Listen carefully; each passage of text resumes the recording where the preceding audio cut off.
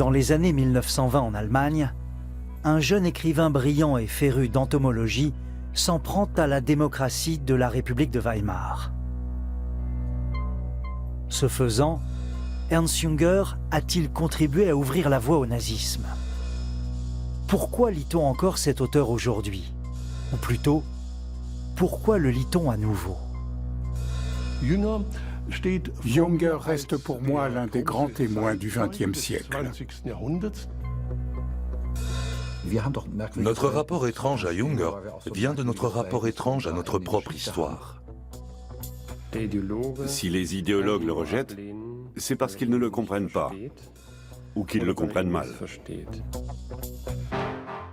Ernst Junger meurt en 1998 à l'âge de 102 ans. Aujourd'hui, un vaste fonds comprenant ses manuscrits et sa bibliothèque est conservé aux archives littéraires allemandes de Marbach. De la vie générale, l'écrivain est l'un des plus grands stylistes de la littérature allemande. Mais beaucoup voient aussi en lui une figure funeste de l'histoire intellectuelle du pays.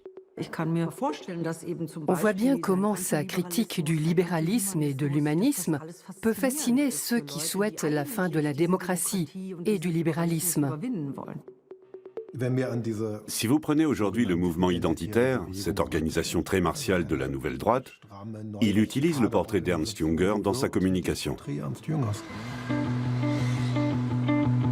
Si on ne lit que des gens avec lesquels on est d'accord, on n'apprend rien. Mais il faut lire des gens avec lesquels on n'est pas d'accord, comme Spengler ou Junger, pour pouvoir leur donner tort. Généralement, on préfère renier Junger parce qu'il est risqué de se réclamer de lui.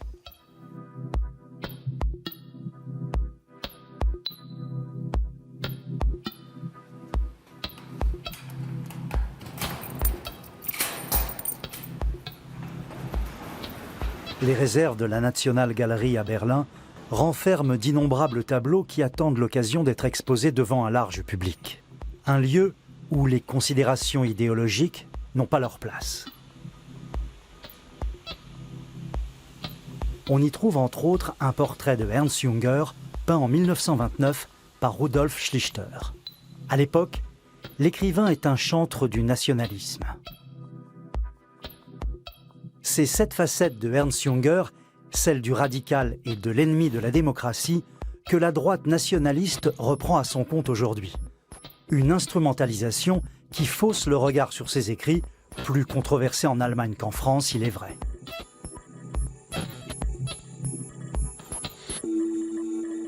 S'intéresser à Junger, c'est aussi se confronter à l'histoire allemande et à ses tréfonds, à ce qu'elle a de plus sombre. La manière avec laquelle chacun se positionne et tire ses conclusions nous dit aussi quelque chose de l'époque troublée qui est la nôtre.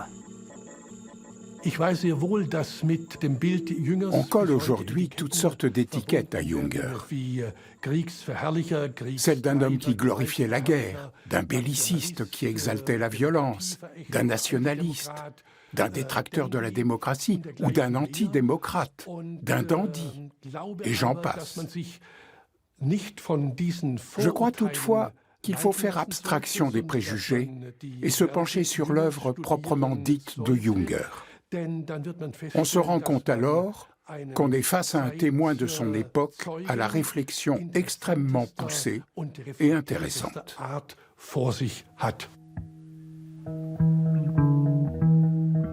C'est à Wilflingen, un village du sud-ouest de l'Allemagne, que Ernst Junger s'installe en 1950 dans l'ancienne demeure du garde forestier des Stauffenberg.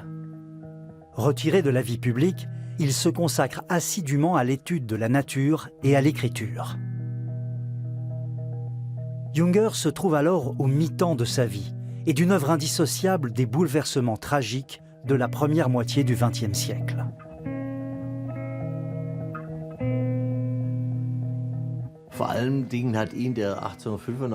Il est né en 1895 sous l'Empire allemand. Il était très imprégné de sa culture militariste. À la maison, son père était passionné d'histoire, au point d'organiser des reconstitutions de manœuvres et de batailles de la guerre de 1870. Dans le même temps, ce père chimiste de formation l'a incité à s'intéresser à la nature. Sa mère était une catholique du sud de l'Allemagne, une femme sensible et éprise de littérature. C'est d'elle que Junger tient son amour pour les lettres, et notamment sa connaissance de Goethe. Il paraît que sa mère connaissait par cœur certaines de ses œuvres et n'avait de cesse de les citer. Avec son frère Friedrich Georg, il passait beaucoup de temps dans les marais aux alentours de Rehburg, où se trouvait la maison familiale. Ensemble, ils attrapaient des insectes. C'est comme ça que Ernst Junger a commencé à se passionner pour eux et à les collectionner. La nature a occupé une grande place dans son enfance. Ce n'était pas un bon élève, même s'il lisait énormément. Et il était assez turbulent. Il est passé d'internat en internat, ce qui a bien sûr compliqué son orientation. Meine mangelhaften Leistungen während des Unterrichtes beruhten auch darauf, dass ich oft ganze Nächte lang mich der Lektüre hingegeben habe. Il avait un caractère difficile et son père s'inquiétait beaucoup pour son avenir. Im Nachhinein bin ich doch der Meinung, dass ich damals durch eigene Kraft mehr gelernt habe, als mir die Lehrer vermitteln konnten. Dazu kam natürlich noch das, was der Vater bei Tisch erzählte, das auch viel substanzieller war als das, was man so offiziell in der Schule vermittelt bekam. À 18 ans, Ernst Junger fugue et s'engage dans la Légion étrangère française. Envoyé en Algérie, il tente de déserter pour gagner le Maroc, mais en vain. Son père finit par le faire rapatrier en Allemagne avec l'aide du ministère des Affaires étrangères. Le jeune homme reprend le chemin du lycée et passe son bac. Mais il sait à présent qu'il possède les ressources nécessaires pour braver le danger. C'est pourquoi le début de la guerre en 1914 est une forme de libération pour lui. En tant que soldat, il vit enfin dans sa chair ces aventures qu'il connaît par les livres. Et il assouvit ce besoin d'évasion. Un besoin qu'il a taraudé tout au long de sa scolarité. C'est une expérience fondamentale dans son parcours. Ce qui l'attire dans la guerre, c'est la soif d'aventure, pas la politique. Il ne poursuit aucun objectif patriotique, ne combat ni pour le peuple, ni pour l'empereur, ni pour la patrie ou pour Dieu. Tout cela lui est étranger. Il veut vivre la guerre en tant qu'expérience. Plus tard, Ernst Junger décrira son euphorie dans son premier ouvrage, Orage d'acier. Élevés dans une ère de sécurité, nous avions tous la nostalgie de l'inhabituel, du grand péril. La guerre nous avait donc saisis comme une ivresse. C'est sous une pluie de fleurs que nous étions partis, grisés de rose et de sang. Nul doute que la guerre ne nous offrit la grandeur, la force, la gravité. Elle nous apparaissait comme l'action virile, de joyeux combats de tirailleurs dans des prés, où le sang tombait en rosée sur les fleurs. Il s'est engagé. Il était curieux. Il voulait enfin vivre ce qu'il avait lu dans l'Iliade ou dans le Roland furieux. La guerre comme expérience intérieure, comme il l'écrira plus tard, l'éprouver dans sa chair. Il n'imaginait pas que le conflit allait virer à la guerre de tranchées et que celui-ci ferait des millions de morts. Que ce n'était pas l'agone, décrit par Homère, mais une boucherie dans laquelle le simple soldat trouvait la mort et n'était qu'un rouage insignifiant de la machine guerrière dirigée par l'état-major. Als der Erste Weltkrieg ausbrach, war ich 19 Jahre alt. Ich dachte mir damals, ich sollte aufzeichnen von den bedeutenden Dingen, die mir bevorstanden, so viel ich davon sehen und hören konnte. C'était dans les habitudes de l'époque. Quand on faisait quelque chose qui sortait de l'ordinaire, on emportait un carnet pour y noter ses réflexions. Il avait aussi l'intention de développer la veine littéraire qu'il sentait en lui. Ernst Junger est un chroniqueur sourcilleux, soucieux de chaque détail qu'il consigne. Son style est certes descriptif, mais esthétisant. Il veut fixer l'immédiateté des choses à l'état brut. Les membres criblés de balles, les paysages ravagés, les morts et les visages défigurés. Il prend aussi des notes sur le déroulement des combats. Il représente la mort en cavalier de l'Apocalypse chevauchant un obus. En tout, il aura rempli ainsi 15 carnets. Les premières choses qu'il raconte, c'est un obus qui arrive dans un endroit où il se croit encore à l'abri et il voit les bouts de cervelle qui dégoulinent le long du montant de la porte. Mais là, il est très content parce qu'il dit il n'est pas tombé dans les pommes. Il dit j'ai supporté ça très bien. Parce qu'effectivement, il est conscient du fait que c'est le début et que ça va être pire ensuite.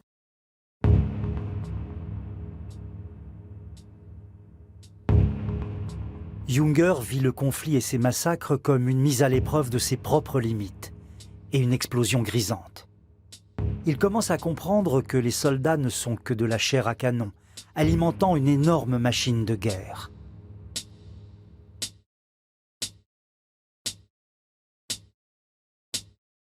Par endroits, son ton se fait songeur. Après 11 mois au front, il note. Depuis longtemps déjà je suis à la guerre. J'en ai vu tomber plus d'un qui aurait bien mérité de vivre. À quoi riment tous ces meurtres? Encore et toujours plus de meurtres. Je crains qu'on ne détruise trop et que trop peu de choses subsistent pour qu'on puisse reconstruire. Pourtant, jamais il ne remet en question le principe de la guerre et l'on cherche en vain des considérations politiques dans ses carnets. Le jour de son 21e anniversaire, il écrit « En ce moment, la vie guerrière me donne un vrai plaisir. Ce jeu où l'on risque sans cesse la mort exerce une haute attirance. On vit pleinement. On conquiert la gloire et les honneurs. Et tout cela en risquant pour seul enjeu une misérable vie. » Das ist der Stahlhelm, den ich in der Tankschlacht von Cambrai getragen habe. Ich gab gerade nach hinten einen Befehl, drehte mich um und bekam einen Schuss von hinten, der den Kopf streifte und vorn wieder aus dem Stahlhelm herausgefahren ist. Daneben der Stahlhelm eines englischen Offiziers, der mich an der Westfront angegriffen hat. Er bekam einen Schuss durch den Kopf. Leider ist er gefallen. Ich habe das immer wieder bedauert. Ich habe hier noch seine Feldflasche hängen und andere Andenken. Je ne parviens pas à détecter une éthique chez Junger. L'éthique du guerrier ne permet pas de dégager un principe d'action universelle. Il écrit que l'objectif pour lequel on se bat n'a pas d'importance, que ce qui compte, c'est de combattre, parce que c'est cela qui définit le guerrier. Et il voit le guerrier comme une race à part, qui se démarque du gros des troupes qui n'ont pas choisi d'être là. Pour moi, oui, c'est profondément amoral.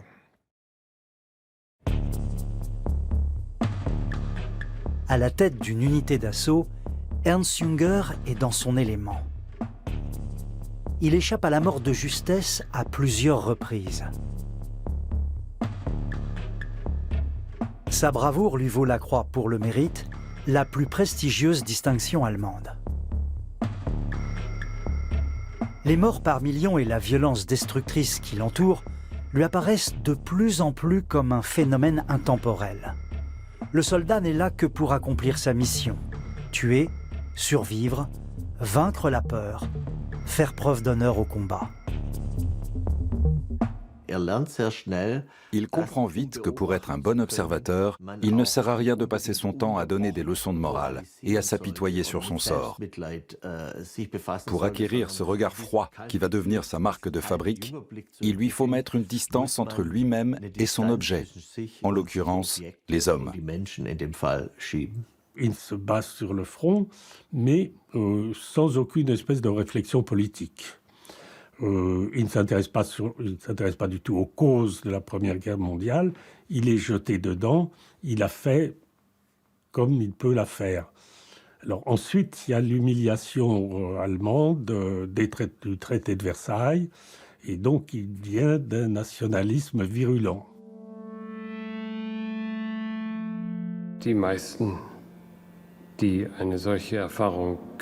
La plupart de ceux qui ont vécu cette expérience en sont revenus gravement traumatisés, abîmés psychologiquement, voire complètement brisés. Lui, il a réussi à tirer de cette détresse une œuvre phénoménale. Il n'a pas pu faire autrement que de se blinder pour y arriver.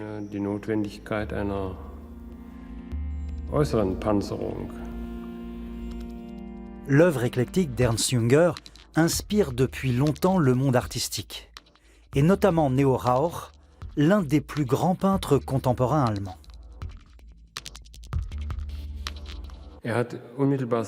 Il a directement influencé mon style de peinture.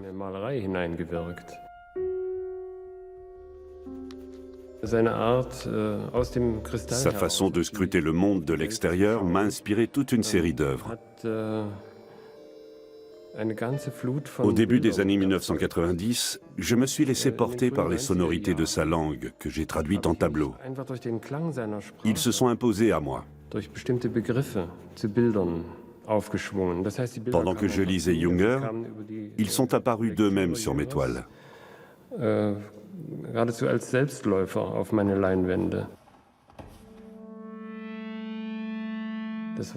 C'était un processus étrange, qui ne manque pas de me surprendre avec le recul, mais ça s'est vraiment passé comme ça. Jünger m'a ouvert des portes qui autrement me seraient restées fermées. Si je ne l'avais pas rencontré, ma peinture ne serait pas du tout ce qu'elle est aujourd'hui. En 1918, la guerre s'achève. Le bilan est terrifiant. Plus de 9 millions de vies perdues chez les militaires. Ernst Jünger a survécu par miracle. On le sait aujourd'hui car les historiens ont beaucoup travaillé sur la question. La Première Guerre mondiale est la catastrophe originelle du XXe siècle. Je veux dire que beaucoup d'événements du siècle dernier découlent de ce conflit.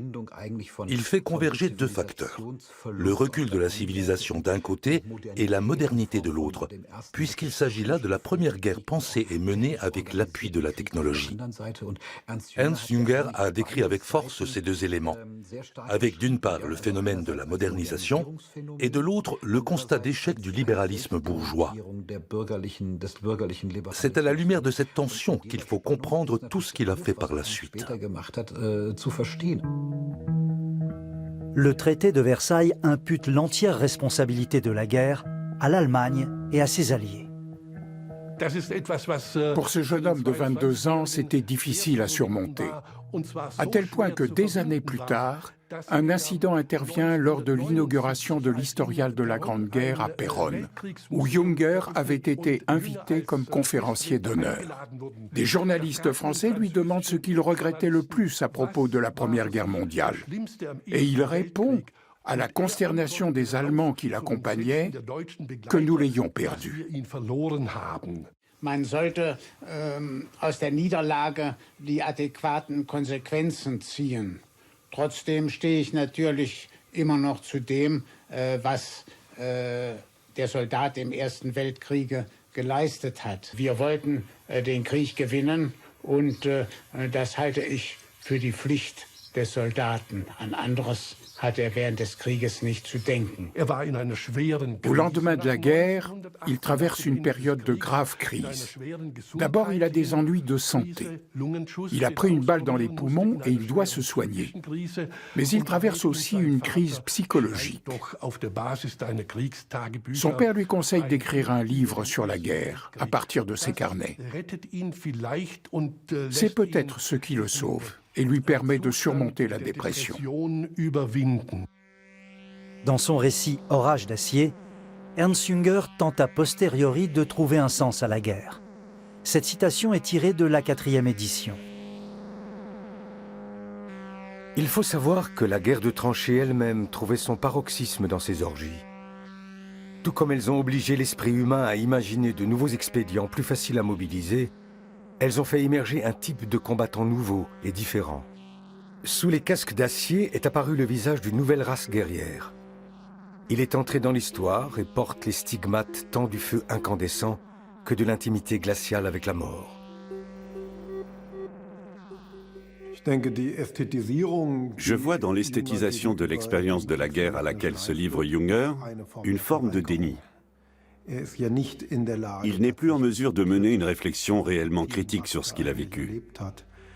Il est obligé de sublimer son expérience dans le registre de l'inéluctable et de l'anthropologique, comme si le meurtre était inhérent à l'homme.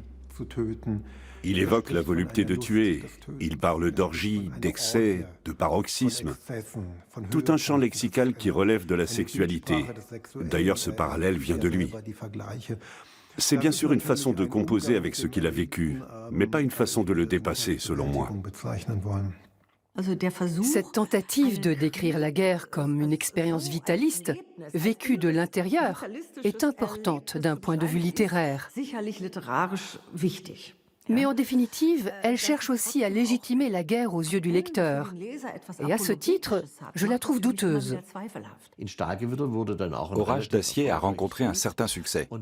À cette époque, Junger se taille la réputation d'un homme de talent pour relater la guerre, mais aussi pour lui donner un sens. C'est ce qui lance sa carrière littéraire.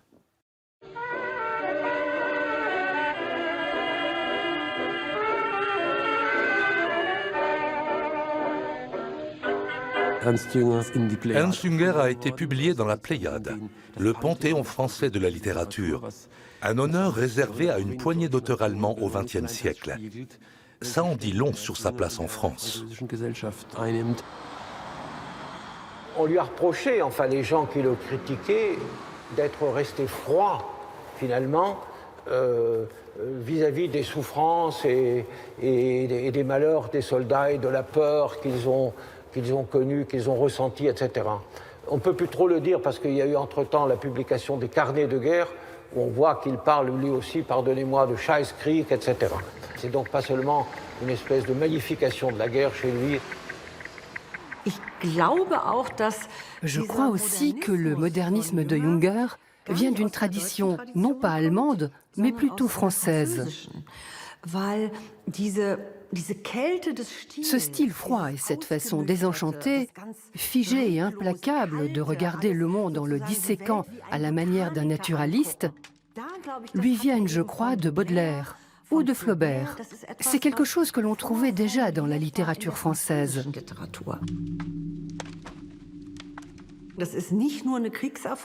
Il ne nous fait pas simplement vivre la guerre, c'est une expérience de lecture.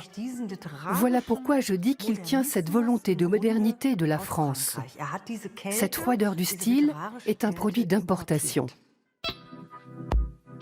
Avec le succès d'Orage d'acier, Ernst Junger se découvre un réel potentiel littéraire. Il consacre des articles et des ouvrages à son expérience et à son analyse de la guerre. Dans ses œuvres de jeunesse qui décrivent les affrontements et les morts sur le champ de bataille, il critique la puissance destructrice de la technologie militaire, qui ne permet plus vraiment de mourir en héros au combat. Il épouse Greta von Jensen, et ils auront bientôt un premier fils ensemble. Ernst Junger entame des études de zoologie à Leipzig, mais décide assez rapidement de se consacrer à l'écriture. Dans les années 1920, Junger se trouve dans une phase de transition. C'est un militant revanchard. Il rêve d'une guerre qui permettrait de réparer l'injustice faite à l'Allemagne. Et il ne serait peut-être pas contre l'idée d'une dictature militaire. La République de Weimar a été une période de crise aiguë, suivie d'une ère criminelle. Les positions de Junger se situent entre les deux, mais certaines de ses déclarations nous heurtent aujourd'hui. Par exemple, dans le Bokhto 125, une œuvre qui date de 1925, on trouve sa fameuse phrase « Je hais la démocratie comme la peste ». Il l'a retirée par la suite, lors d'une révision de la première édition. Mais au départ, elle y figurait bien. À partir du milieu des années 1920, Junger exprime son mépris pour la démocratie dans une série d'articles aux accents nationalistes. C'est ce qui lui vaut aujourd'hui encore une réputation de précurseur du nazisme. En 1925, il écrit « Le mouvement d'Hitler, que n'ont rejoint qu'une petite partie des soldats du front, recèle davantage de feu et de sang que n'a réussi à en susciter la soi-disant révolution pendant toutes ces années. » En 1923, Ernst Junger assiste à un discours d'Hitler à Munich. Il y était surtout question du traité de Versailles, de l'humiliation durable infligée à l'Allemagne et de la nécessité d'une forme de revanche. C'était une évidence pour Junger, qui avait vécu ce désastre en étant très jeune. Il se rejoignait donc sur ce point. Mais au-delà de ça, les considérations politiques ne l'intéressaient pas. Quand Hitler, à la fin des années 1920, a commencé à employer de plus en plus souvent le terme d'extermination, Junger s'est rendu compte que cet homme conduirait l'Allemagne à sa perte. Est-ce que Junger a ouvert la voie aux nazis? C'est difficile à dire. Je dirais que c'est l'époque qui leur a ouvert la voie. Et que Junger fait partie de ceux qui ont vraiment su capter l'esprit du temps. Les idées antidémocratiques, antilibérales, nationalistes et antisémites qu'on trouve dans ses écrits étaient beaucoup plus répandues qu'on ne veut bien l'admettre aujourd'hui.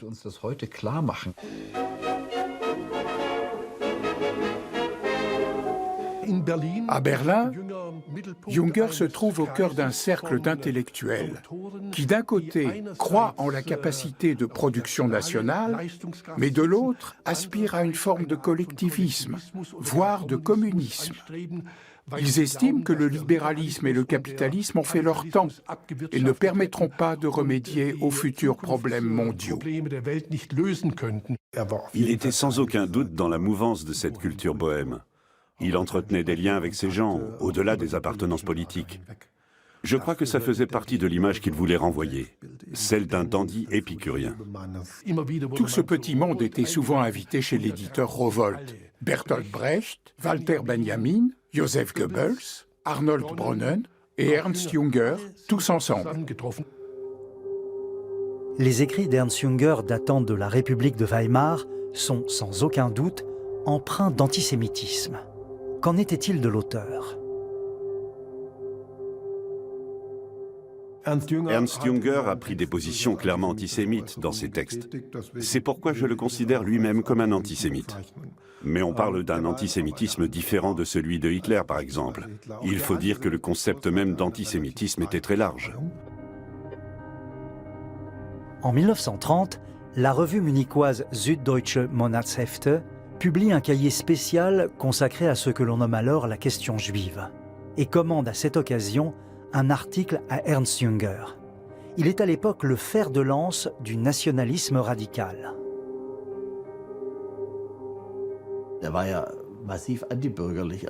Ernst Junger était très nettement anti-bourgeois. Pendant un temps, au moment où il a écrit cet article, il voyait les Juifs comme l'ennemi naturel. Pas parce qu'ils étaient juifs dans l'acceptation de race, mais parce qu'ils soutenaient l'establishment libéral, le patronat, etc. Junger n'adhérait pas, ni en privé ni dans ses écrits, à l'antisémitisme, compris comme le rejet d'un type humain au nom de la biologie des races. Pour lui, il va de soi que les Juifs ont le droit de vivre selon leurs us et coutumes et de pratiquer leur foi. C'est une évidence à ses yeux, qui vient tout bonnement de son amour pour la nature et pour sa diversité. Rien ne doit manquer dans la nature. Tout a sa légitimité et sa place. Et il en va de même dans les sociétés humaines. Ça ne fait aucun doute. Comme tous les antisémites, il voit une convergence étroite entre judaïsme et libéralisme. Il décrit les Juifs assimilés comme des maîtres de la dissimulation, encore un stéréotype classique. Il emploie exactement les mêmes termes que ses contemporains antisémites. La seule différence, c'est qu'il reconnaît aux Juifs la légitimité d'exister, du moment qu'ils se conforment à la définition que lui-même en donne, c'est-à-dire, grosso modo, un Juif orthodoxe du shtetl. C'est en cela qu'il se démarque tout de même nettement de l'antisémitisme d'extermination prôné par les nazis.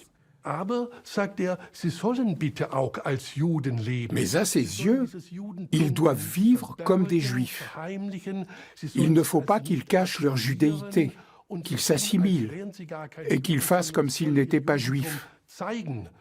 Ils doivent montrer ce qu'ils sont au grand jour, y compris dans leur apparence. Vu d'aujourd'hui, je dirais que cet article est antisémite. Si l'on prend l'antisémitisme dans son sens bourgeois, qui ne réclame pas l'extermination des Juifs, mais qui stigmatise le fait d'être juif et d'appartenir à la communauté juive, Junger a clairement flirté avec ces idées-là. Si j'étais d'extrême droite aujourd'hui, j'invoquerais sans doute ces idées. Voilà une figure qu'on n'assigne pas d'emblée à l'extrême droite, mais qui ne manque pas une occasion de dire qu'il faut remettre certains débats sur le tapis. Et Junger sert ce discours à la perfection. Parallèlement à sa production politique, Junger écrit Le cœur aventureux, l'une des premières œuvres surréalistes allemandes. Elle marque chez lui une évolution du romancier de guerre vers l'homme de lettres. À la fin des années 1920, Junger prend de plus en plus ses distances vis-à-vis des nazis. S'il s'est éloigné d'eux, c'est parce que, comme d'autres, il critiquait le NSDAP du point de vue de la droite. Il le soupçonnait de céder aux sirènes du parlementarisme. Sa prise de distance n'allait pas dans le sens de la démocratie. Il combattait cette notion, tout comme celle de république. Cette façon d'aller au Parlement pour y jouer un rôle de façade, d'y entrer pour participer à son fonctionnement et le vider de son sens, allait complètement à l'encontre de la rectitude et de la probité de Junger. Il s'en tenait à l'idée qu'il fallait changer la donne par un mouvement révolutionnaire, grâce à une convergence des esprits si puissante qu'elle finirait par triompher politiquement. Junger se détourne de la pensée nationaliste. En 1932, il publie un essai d'analyse critique sur son époque, Le Travailleur, un manifeste pour un monde nouveau. Il plaide pour un État mondial, dirigé par une élite, à l'organisation militaire et collectiviste. Dans les cercles du parti nazi, il se dit désormais que Junger se rapproche de la zone des balles dans la tête. Puis les nazis arrivent au pouvoir et Junger fait une croix sur la politique. À ses yeux, ce sont les mauvaises personnes qui sont au pouvoir. Des gens qui incarnent les théories racialistes et le patriotisme ethnique, un stade qu'il a dépassé depuis longtemps. Lui, il voit plutôt dans le personnage du travailleur un phénomène planétaire. 1933 marque donc la fin de sa phase militante. Les nazis tentent encore de rallier Ernst Junger à leur cause. Mais il s'y refuse, ce qui lui vaut une perquisition de la Gestapo à son domicile. Cherchant à s'éloigner de Berlin, il part s'installer avec sa famille d'abord à Goslar, puis plus tard au bord du lac de Constance.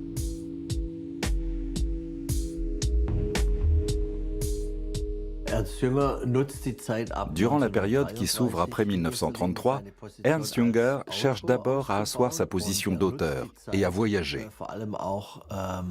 Il fait un long périple au Brésil et tire de son journal un beau récit intitulé « Voyage atlantique ». Il se rend aussi fréquemment en Sardaigne et en Méditerranée. C'est un passionné d'îles.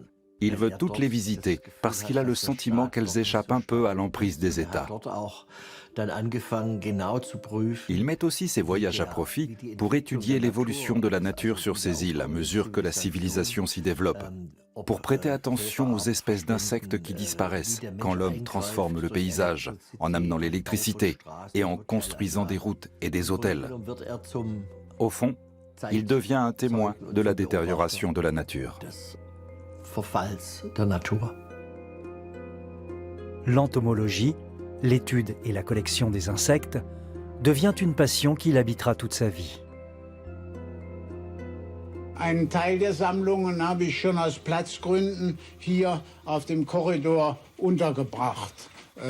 Auf dieser Seite 2 Schränke mit 108 Kästen. Darin dürften sich ungefähr 25.000 bis 30.000 Spezies aufhalten. Avec son frère Friedrich Georg, Ernst Junger devient dans les années 1930 l'un des premiers grands auteurs de la pensée écologique. Il découvre de nouvelles espèces d'insectes, dont certaines portent même son nom. Dies hier ist eine Cicindela. Sie sind große Räuber. Es ist also ein Zwischending zwischen sehr scharfer Beobachtung und Beutemachen, das mir in Bezug auf den eigenen Charakter sehr liegt. Junger aurait voulu être un insecte. Il rêvait de dépasser sa condition et il possédait l'inventivité nécessaire pour s'imaginer être un autre. Ça montre qu'il était dans une fuite perpétuelle de lui-même pour échapper à sa propre complexité et à ses déchirements personnels.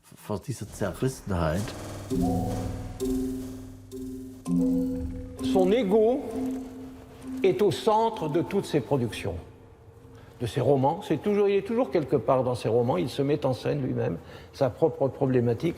Mais même là où il paraît le plus objectif et le plus observateur, c'est un grand observateur. Mais en observant, Junger s'observe toujours lui-même. Il pose toujours des questions sur sa façon de ressentir les choses, de voir les choses. Ce qui me semble essentiel, c'est que d'une part, Ernst Junger observe les phénomènes de son époque comme il le ferait avec un télescope, mais en s'élevant très haut au-dessus de l'humanité, à la façon d'un oiseau de proie. Et il décrit ces mêmes phénomènes plus qu'il ne les juge. D'autre part, il adopte un point de vue microcosmique quand il s'intéresse aux merveilles de la nature. Il parle des insectes avec une estime bien plus haute que celle qu'il a pour les hommes, car ces insectes sont mieux organisés, dans le cas des colonies d'abeilles ou de termites par exemple. Alors que l'ordre humain est chaotique et mène toujours au fiasco parce que l'homme possède la liberté de se tromper. Ces insectes, eux, font toujours les bons choix, avec un instinct extraordinaire. Et de ce fait, les abeilles et les termites s'en sortent souvent mieux que les hommes. Junger conserve une distance critique vis-à-vis du parti nazi. Malgré cela, ses écrits de guerre continuent d'être publiés à grand tirage sous le Troisième Reich et assurent sa subsistance. En 1939, paraît Sur les falaises de marbre, un roman qui est interprété comme une œuvre de résistance au totalitarisme. Goebbels veut faire arrêter l'auteur. C'est Hitler en personne qui aurait intercédé en sa faveur. Comme pour capturer en une image saisissante les atrocités du régime nazi, Junger évoque dans Sur les falaises de marbre un atelier d'équarrissage humain particulièrement sinistre. Junger est catastrophé par l'arrivée au pouvoir des nazis. En même temps, il ne décide pas de s'engager dans une résistance active. On peut être parfois un petit peu, agacé par la façon dont les héros de Sur les falaises de marbre pensent qu'ils vont pouvoir résister par la seule puissance de l'esprit. En 1939, Junger est à nouveau mobilisé. Capitaine d'infanterie, il prend part à l'invasion de la France, mais sa compagnie se contente de suivre les troupes allemandes victorieuses sans participer au combat. Junger n'a pas été surpris de voir éclater la Seconde Guerre mondiale. Il savait que le régime nazi se lancerait tôt ou tard dans ce conflit. Bien entendu, il n'avait pas anticipé la tournure qu'il prendrait avec la campagne de Russie et son élargissement à l'échelle mondiale. Mais il jugeait cette guerre nécessaire et il l'acceptait en tant que telle. C'était une revanche sur la France qui avait imposé à l'Allemagne ce traité draconien. Dans le même temps, il s'est intéressé de beaucoup plus près à la destruction des paysages, des hommes, des maisons et des églises que pendant la Première Guerre mondiale. Ernst Junger passe 3 ans à Paris pendant l'occupation. Détaché auprès de l'état-major parisien allemand, il assure la gestion de divers dossiers et est affecté à la censure du courrier militaire. À son arrivée à Paris, c'est une star du milieu littéraire, dotée d'un haut potentiel mondain. Les gens avaient lu Sur les falaises de marbre, qu'on voyait volontiers comme un roman de résistance. En homme de culture, il a profité de toutes les possibilités que lui offrait Paris. Il voyait Picasso et Braque, Paul Léotot et Marcel Jouandeau, et fréquentait tout un groupe d'écrivains et d'artistes. Ensemble, ils s'entretenaient de la guerre, de l'amitié culturelle passée entre l'Allemagne et la France, et de sa possible reconstruction après la guerre. Dans ses carnets, Junger consigne ses incursions chez les antiquaires et bouquinistes parisiens, ainsi que dans le milieu artistique. Des récits esthétisants, bien éloignés de la réalité. Son journal de guerre, publié à la fin des années 1940, connaîtra un grand succès. Mais on lui reprochera aussi d'avoir profité de la vie parisienne en dilettante, insensible et aveugle aux souffrances de la population. À la date du 27 mai 1944, on peut lire « Alerte, passage d'avion. Du toit du Raphaël, j'ai vu par 2 fois, en direction de Saint-Germain, s'élever d'énormes nuages à la suite d'explosions, tandis que des flottes aériennes s'éloignaient à grande hauteur. La seconde fois, tandis que le soleil se couchait, je tenais à la main un verre de Bourgogne où flottaient des fraises. La ville, avec ses tours et ses coupoles rougies par le couchant, s'étendait dans sa beauté puissante, tel un calice de fleurs, survolé en vue d'une fécondation mortelle. » Cette description, et les nombreuses autres que l'on trouve dans son journal parisien, est dénuée de pitié et témoigne de son anti-humanisme et de son inhumanité. On ne peut pas le dire autrement. Je trouve ça vraiment monstrueux. Que des hommes souffrent sous les bombes, il le sait et il le suggère. Il en a conscience et il le note. Mais son regard se porte ailleurs. Est-ce que ces scènes de guerre dans ces livres de guerre, est-ce que c'est une façon, justement, de maîtriser sa propre affectivité, de sa propre sensibilité? Grand point d'interrogation. Grand point d'interrogation, je ne peux pas répondre. À Paris, il est en contact avec la résistance allemande, dans l'entourage du général Stülpnagel, l'un des instigateurs de l'attentat contre Hitler du 20 juillet 1944. Bien que dans la confidence, Junger n'est pas impliqué dans le complot. Il rédige un essai, La paix, dans lequel il imagine le monde après la chute du Führer et en appelle à la jeunesse pour fonder une Europe sans État-nation. Si la Gestapo ou la SS avaient eu connaissance de cet essai, ça aurait valu à Junger de sévères représailles. Il se trouvait déjà dans la ligne de mire des nazis.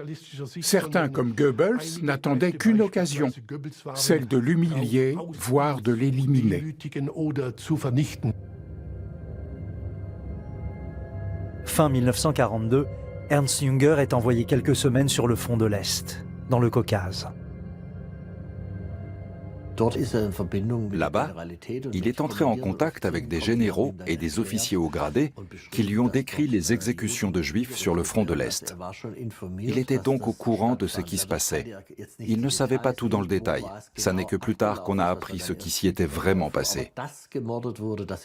Mais il savait qu'on tuait à grande échelle et que les Juifs étaient exécutés en masse.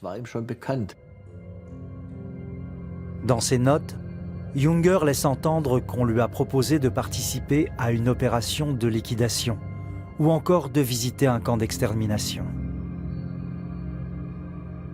Il décline et écrit « Je suis alors pris de dégoût à la vue des uniformes, des épaulettes, des décorations, des armes. Chose dont j'ai tant aimé l'éclat. Angesichts dessen finde ich es auch eigentlich unverzeihlich. Ce que je trouve rédhibitoire, c'est qu'il ait persisté dans cette attitude esthétique et amorale de dandy face à l'occupation allemande en France. C'est sans doute le revers sombre de cette espèce d'existentialisme cool qu'il voulait arborer. À l'été 1944, Ernst Junger quitte Paris dans le sillage de la débâcle des troupes allemandes et rejoint sa famille près de Hanovre.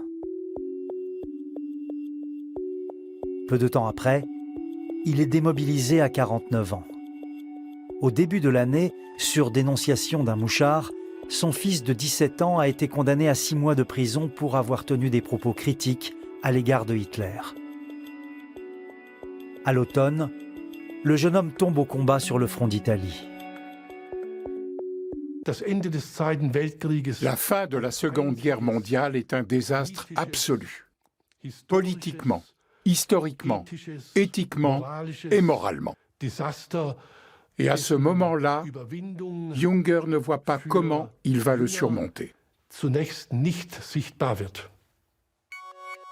Refusant de signer le questionnaire de dénazification imposé aux Allemands, Junger nie aux Alliés le droit de le juger, ce qui lui vaut d'être interdit de publication par le gouvernement militaire de la zone d'occupation britannique. Il se voit comme une victime, l'objet d'une méprise. Dans le même temps, il aspire à la création d'un ordre pacifique, mais qui ne peut fonctionner à ses yeux que si on rend aux Allemands leur liberté. Il occulte complètement le fait que la Wehrmacht a elle aussi été au cœur de la machine d'extermination. C'est elle qui a conquis les territoires où ont été massacrés les Juifs. Elle qui a sécurisé ces espaces et apporté son soutien logistique. Sans les victoires de la Wehrmacht, la Shoah n'aurait pas été possible. Tout cela a été totalement passé sous silence. Pas seulement chez Junger, mais dans tous les débats de l'après-guerre, et jusque dans l'extrême droite aujourd'hui. On entretient encore le mythe d'une armée régulière allemande irréprochable, à l'opposé de la clique criminelle des nazis. Mais cette séparation n'a pas lieu d'être. En 1949, l'interdiction de publication est levée. Dans son journal, Ernst Junger adresse à ses critiques quelques piques dans son style aristocratique inimitable. Le tremblement de terre passé, on s'en prend au sismographe. On ne peut pourtant pas faire expiller les typhons au baromètre, si l'on tient à se distinguer des primitifs. Par endroits, il laisse cependant transparaître son horreur devant l'ampleur des crimes nazis. Avec un autre dirigeant, on n'en serait pas arrivé non plus à ces atrocités envers les Juifs qui soulèvent contre nous l'univers entier. Junger se retire à Wilflingen. Il entre dans une phase extrêmement prolifique, écrit des livres, goûte à la consommation de divers psychotropes, collectionne les insectes et entretient une abondante correspondance avec les intellectuels, politiciens et artistes de son temps. Dass so zum Mythos wurde in der Nachkriegszeit lag auch daran, s'il est à ce point devenu un mythe dans l'après-guerre, c'est aussi parce que c'était un homme qui incarnait la pensée conservatrice allemande, sans s'être grossièrement compromis avec le nazisme pour autant. Dans l'histoire allemande, les principaux instigateurs de cette autocritique radicale de la modernité n'ont jamais renié leurs propres écrits par la suite. Pas plus Junger que Heidegger. Et Junger n'a pas réussi à se réconcilier avec cette République fédérale démocratique. Il s'est pratiquement retiré dans une forme d'exil intérieur, alors même que le pays qu'il fuyait continuait à le solliciter. Je crois que ça en dit long sur l'âme allemande. Mais ce n'est pas Junger qui nous apprend cela, c'est la façon dont il a été traité qui est révélatrice. Après la mort de sa première épouse Greta, Junger épouse en 1962 la germaniste Lieselotte Laurer. Il continuera d'écrire inlassablement jusqu'à sa mort en 1998. Il y a quand même dans son parcours, au fond, beaucoup de conformisme, malgré toutes ces attitudes héroïques, aristocratiques qu'il aime prendre, quoi. Ou alors toutes ces aventures très bien contrôlée de consommation de drogue, etc. Hein? C'est quelqu'un qui se contrôle et qui contrôle bien sa vie et qui finalement trouve une sorte de jouissance de la vie, au fond. Peut-être là, il pourrait nous apprendre encore quelque chose, même si ça n'est pas toujours glorieux, à mon sens. Hein. Lors d'un discours prononcé à Verdun en 1979, il qualifie d'erreur consternante l'enthousiasme suscité par la Première Guerre mondiale. Ernst Junger ne réagira jamais aux critiques adressées à ses écrits. De son vivant, il se refuse à toute récupération de son œuvre et assume les malentendus qu'elle suscite. Dès 1934, il écrivait « Se commenter soi-même, c'est s'abaisser ». Politiquement, il défend des positions que je ne peux pas ou que je ne veux pas cautionner. Mais il y a des trésors incroyables dans son œuvre. Il a écrit un jour qu'il fallait s'attacher aux grands caractères humains, au-delà des divisions partisanes, dans le bien comme dans le mal. Car dans tous les camps, on trouve des querelleurs, des fouineurs et des redresseurs de tort. Mais il y a aussi partout de grands esprits et des caractères nobles. Et c'est à eux qu'il faut s'intéresser.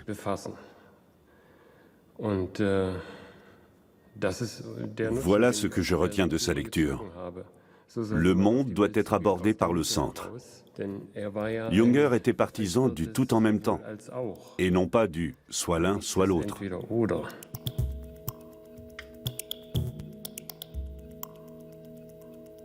Faut-il séparer la veine littéraire de Junger de ses écrits de jeunesse plus politiques? La question continue de diviser. Il est vrai que ces textes antidémocratiques et nationalistes des années 1920 connaissent aujourd'hui un regain d'intérêt en Allemagne, du moins dans les milieux intellectuels conservateurs, et notamment d'extrême droite. Les membres de cette nouvelle droite se voient eux-mêmes en aristocrates. Ils cultivent une certaine attitude, un habitus et leur propre esthétique héroïque. Tout cela se trouve chez Junger. Ils peuvent piocher allègrement dans ses textes. Et ce n'est pas une lecture abusive, ces éléments y figurent bien. Ils reprennent Junger.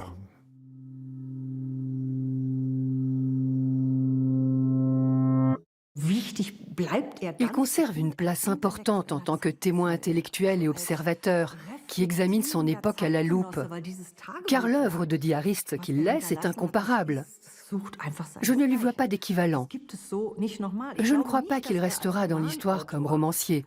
D'ailleurs, on a déjà un peu oublié ses romans, qui sont plutôt son point faible. Sa force, c'est le regard qu'il a porté sur son époque, en élaborant un commentaire permanent sur celle-ci.